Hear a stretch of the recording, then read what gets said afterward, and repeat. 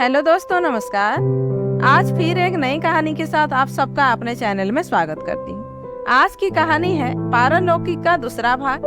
तो चलिए आज की कहानी हम लोग शुरू करते हैं। कुछ ही देर में शांतनु आ गए। सिल्क का क्रीम कुर्ता, लाल चुन्नरदार धोती, उसके नीचे चमकते शुभ्र चरणद्वय, उंगलियों में पड़े माणिक पुखराज और कंधे पर गुलाम गमछा। मेरी आंखों की प्रशंसा उनसे छिपी नहीं रही। शांतनु ने आंखें मूंद ली और किसी की आवाहन करने लगे। मेरे सामने रखा एक त्रिकोणा बोर्ड था जिस पर अंग्रेजी के अल्फाबेट्स लिखे थे। बीच में एक पेंसिल अटकी थी। अचानक मेरे हाथ भारी हो उठे। मैंने प्रश्न पूछा, बिन्नू चाचा जीवित है? पेंसिल ने इधर उधर घूमकर उत्तर दे दिया। कहाँ? पूछने पर उत्तर आया, हिल्स ऑफ नॉर्थ ईस्ट। इससे अधिक मुझे कुछ नहीं पूछना था। कुछ देर शांति रही। मैं अपनी पूर्वावस्था में आ गई। चुपचाप उठी और घर की तरफ चल दी। बानी दी आसन पर वैसे ही आंखें मूंदे बैठी थी। घर पहुंचकर भी गुमसुम बनी रही। अभिलाष ने मायूस देखा तो बच्चों से पूछने लगे कि क्या बात है। मुझसे रहा नहीं गया और भरभरा कर रो पड़ी। सारा सच बाहर आ गया। सुनते ही अभी का चेहरा तन गया। तुम क्यों गई? कितनी बार कहा इन चीजों से दूर रहो। इस बीच बानी दी के 2-3 बार फोन आए। हर बार अपने यहाँ आने की आग्रह करती रही। मैंने कहा, मैं तो कितनी बार हो आई, अब आप और जिग्नेश भाई आइए। अचानक एक दिन बानी दी स्वयं आ खड़ी हुई। बच्चे स्कूल गए थे, मैं अकेली थी। बानी दी के हाथ में अनेक पैकेट थे, बच्चों के लिए, मेरे लिए, अभी के लिए। ड्राइवर को बाहर से विदा कर अपने बाहुपास में भरती बानी दी मुझे बहुत अपनी सी लगी। मैंने उपहारों के लिए मना किया तो बोली, क्यों, छोटी बहन के घर खाली हाथ आती? मैं नाश्ते खाने का उपक्रम करने उठी तो उन्होंने पास बैठा लिया। आज बस तुम्हारे हाथ की अदरक वाली चाय पीऊंगी। खाना मैंने बच्चों के लिए भी ऑर्डर कर दिया है, तेरी पसंद की गुजराती थालियाँ। बस तुम मेरे पास बैठो। कितने दिन यह मन खाली रहा, आज तुमसे सब बांट लेना चाहती हूँ। चाय के कप लेकर हम सोफे पर धंस गए। अन्नू, सारे पर्दे खोल दो, पूरा आकाश दिखना चाहिए। हंसती खनखनाती हंसी और भाव से भरी आवाज। बानी दी कितनी बदली बदली लग रही थी। कभी सीधी बैठती, कभी मेरे कंधे पर सिर टिका लेती, रहस्य की एक एक परत खोलती जा रही थी। अन्नू, आगरा से हमारा पलायन किन विकट परिस्थितियों में हुआ था तुम जानती हो। हम लोग चुपचाप जूनागढ़ आ गए। वहाँ मामा जी का परिवार था। संपूर्ण पूंजी गिरवी रखकर जीवन शुरू हुआ। पापा को अपने सिर पर चढ़े कर्जों का भय सताता रहता था। मामा जी के एक परिचित थे, उम्र में बड़े, पर विवाह नहीं किया था। पता नहीं किस घड़ी में मैं उन्हें भा गई। मेरी इच्छा अनिच्छा जाने बगैर मेरा विवाह जिग्नेश से तय कर दिया गया। जिग्नेश ने पापा को कर्जों से मुक्ति दिलाई।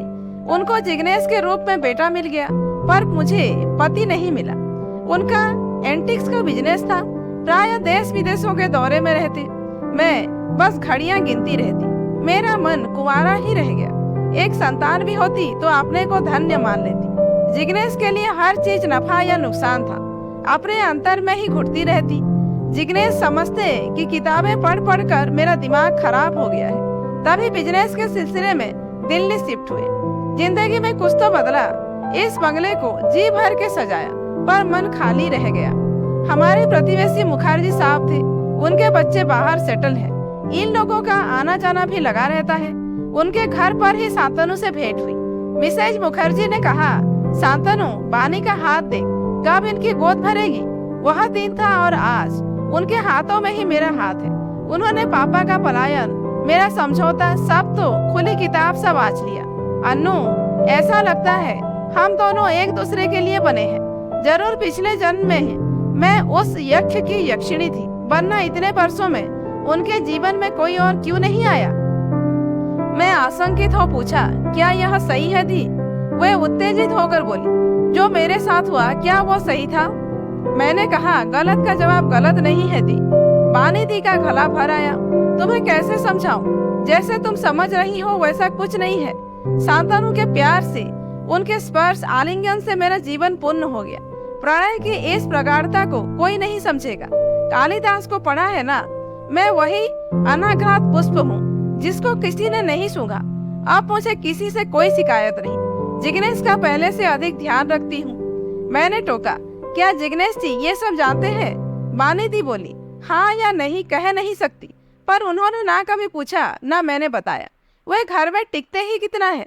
मैंने ध्यान से देखा, प्रणय और अभिसार के मद ने उनका चेहरा अपूर्व कमनीय कर दिया था। मैंने हाथ पकड़कर कहा, इस मृग मरीचिका का अंत क्या होगा जानती है?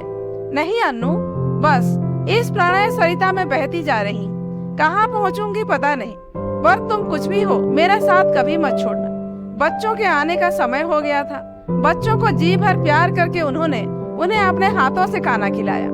बानीदी चली गई, पर कई अनुत्तरित प्रश्न छोड़ गई। अब हमारे संबंध घरेलू हो गए थे। अभी भी जिग्नेश जी से मिलते रहते थे। बात यही खत्म हो जाती तो ठीक था। एक दिन अचानक जिग्नेश जी का फोन आया, अनुषा तुम फौरन आओ, मैं गाड़ी भेज रहा हूँ। कुछ पूछती उससे पहले ही गाड़ी नीचे खड़ी थी। मैंने गाड़ी में बैठते ही अभी को फोन करके आने को कहा। उनके घर पर सन्नाटा था। जिग्नेश जी सिर पर हाथ रखे बैठे थे। बानीदी निढाल पड़ी थी। मुझे देखते ही जोर जोर से रोने लगी। मैंने उन्हें अपने से चिपका लिया। अभी डॉक्टर को साथ ही लेकर आए। उनको सोने की दवाई देकर हम बाहर टेरेस पर आ गए। जिग्नेश जैसा तार्किक पुरुष वहां सा खड़ा था। अभी क्या हो गया बानी को? कल तक ठीक थी, अचानक रात 10 बजे होंगे उठी, मुंह धोया और तैयार होने लगी। मैंने टोका भी, पर लगा मेरी बात सुन ही नहीं रही। कमरे से निकल टेरेस पर बने बेडरूम में चली गई और कमरा बंद कर लिया। मैंने बहुत बार दरवाजा खुलवाने की चेष्टा की, पर दरवाजा नहीं खुला। मैं भी जाकर सो गया। सुबह आँख खुली तो देखा सोफे पर अस्त व्यस्त हालत में लेटी है। मेरे पास जाने पर मुझे धकेल दिया। तब से बस रोए जा रही है। समझ नहीं आ रहा माजरा क्या है। यार मैं तो परेशान हूँ। अभी ने सांत्वना दी, आप आज वॉच करिए, कुछ अलग हो तो बताइएगा, तब निर्णय लेंगे। अभी मैं ऑफिस के लिए निकलता हूँ। घर लौट आए, पर ध्यान उधर ही लगा रहा। फोन पर बस यही सूचना मिली कि गहरी नींद में है। मुझे लगा एक दुस्वप्न था जो बीत गया। रात होते होते जिग्नेश भाई बदहवास से दौड़े आए। जल्दी चलो, वो ट्रांस में है, वैसे ही तैयार हो रही है। अभी अकेले उनके साथ गए। रात के 11 बजे वे थके हारे लौटे, सीधे नहाने चले गए। खाना खाते हुए बोले, ये औरत तो पागल हो गई है, ऐसे तैयार हो रही थी जैसे सुहाग रात मनाने जा रही है। मैंने जिग्नेश ने कितना रोका, पर ताकत से हमें धकेलती कमरे में दाखिल हो गई। जिग्नेश बेचारा तो बेड से टकराया। या तो इन पर कोई भूत सवार है या पागलपन। इन सब उलझनों में मुझे अम्मा पापा की बहुत जरूरत महसूस हुई। फोन किया तो वे एक बार घबरा गई, फिर बोली, अनु हम दोनों कुछ दिनों के लिए आ जाते हैं। आगरा से दिल्ली कौन दूर है। तुम एक काम करो, बानी के घर पर भी फोन करो। इस समय बेटी को नहीं संभालेंगे तो कब संभालेंगे। अम्मा आ गई थी। हम तीनों दूसरे दिन उनके यहाँ गए। जिग्नेश जी 2 दिन में बीमारों से निकल आए थे। बानी दी थकी सी लेटी। किसी को देख कोई प्रतिक्रिया नहीं। हम जल्दी घर आ गए। 2 दिन बाद उनकी माँ भी आ गई। तीसरे दिन ताई जी का फोन आया, बेटा ये तो रोके नहीं रुकती, ना जाने कैसी प्रेत बाधा है। अभी के आने पर तीनों वहाँ गए।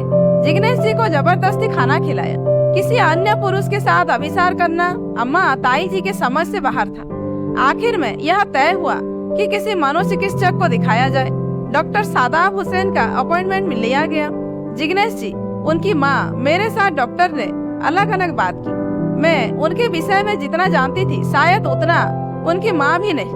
मिसेज मुखर्जी, शांतनु दास सबको फोन किए, पर कहीं संपर्क नहीं हो सका। डॉक्टर ने कहा, this is a simple case of paranoid schizophrenia.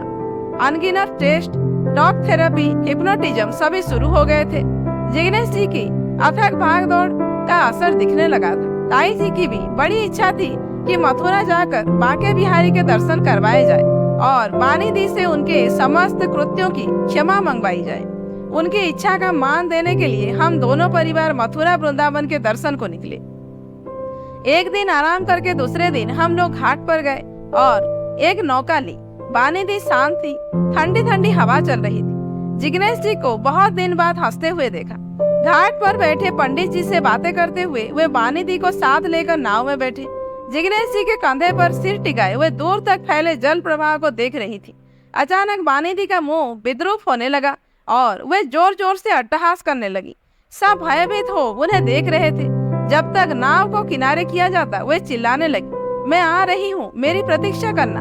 अभी ने गुस्से के मारे उन्हें आपात मस्तक झिझोड़ डाला, पर वे चेतना शून्य रही।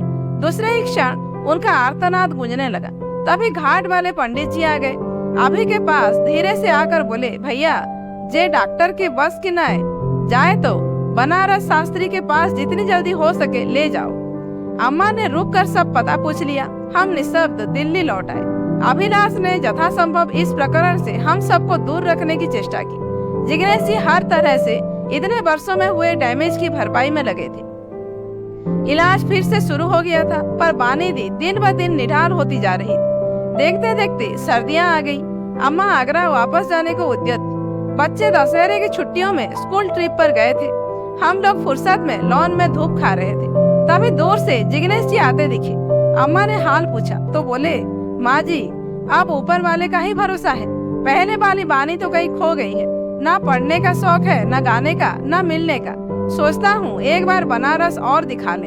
अभी तुमने इतना निभाया, बस एक एहसान और कर दो, तुम दोनों हमारे साथ बनारस चलो। मना करने का साहस किसमें था। हम नियत समय पर निकल पड़े। बानीदी रास्ते पर नींद के नशे में रही। वहाँ शास्त्री जी से भेंट हुई। लंबी बातचीत के बाद लगा कि वे समस्या की तह तक पहुँच गए हैं। वशीकरण के माध्यम से पता चला कि बानीदी की अतृप्त आकांक्षाएं और शांतनु के प्रति आसक्ति के कारण यह स्थिति बनी। मैंने आशंका जाहिर की कि ऐसा किसी के साथ भी संभव है। शास्त्री जी ने कहा, नहीं, यहाँ स्त्री की आसक्ति इस दुर्घटना के कारण बनी। इस दुनिया से परे जिस पारलौकिक दुनिया में इन्होंने प्रवेश की चेष्टा की, वहाँ ना जाने कितनी अतृप्त आत्माएं विद्यमान है। कब कौन किसका रूप धर कर आपका शोषण करे पता नहीं। अचानक बानीदी का मुख विद्रूप होने लगा और वे आक्रामक होकर आगे बढ़ी। शास्त्री जी ने उनके सिर पर हाथ फेरा, उनके मस्तक की कुछ बिंदुओं को दबाया। वे तुरंत शांत होकर पलंग पर लेट गई। शास्त्री जी जिग्नेश जी की तरफ मुड़े, महाशय, इलाज की आवश्यकता तो आपको अधिक है। आपने अपनी जीती जागती पत्नी को एक सामान भर बना दिया। जिसे आप वरण करके लाए, उसे कम से कम व्यवहारिक सुखों से तो वंचित न रखते।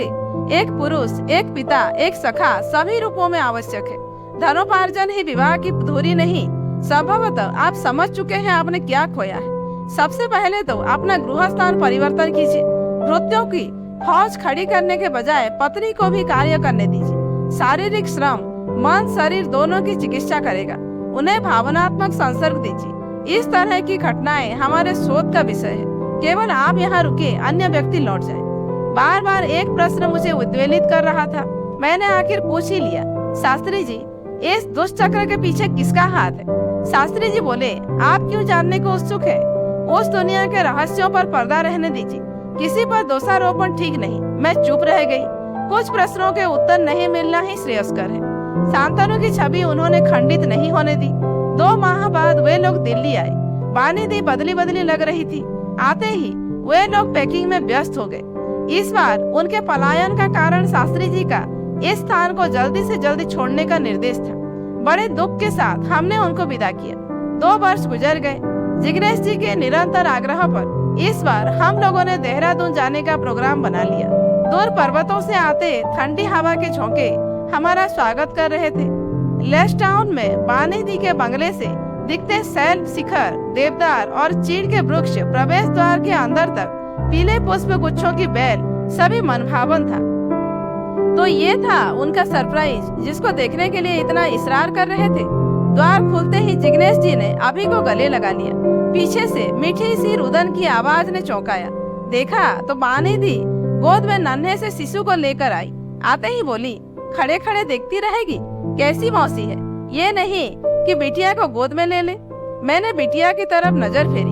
हूबहू बानीदी, पर उसकी आंखों को देखकर वह विस्मृत छवि याद आ गई। अपने को धिक्कारा और लपक कर उस नन्ही सी जान को लेकर अपने हृदय से लगा लिया। आंखों से झरझर आंसू बह रहे थे। एक स्वप्न साकार हो गया था। दोस्तों, आज की कहानी यहीं पर समाप्त होती है। कहानी कैसी लगी कमेंट करके जरूर बताइए। अच्छी लगी हो तो एक लाइक कर दीजिए, जानने वालों को शेयर कीजिए और ऐसे ही वीडियोज आगे देखने के लिए मेरे चैनल को सब्सक्राइब करना मत भूलिए।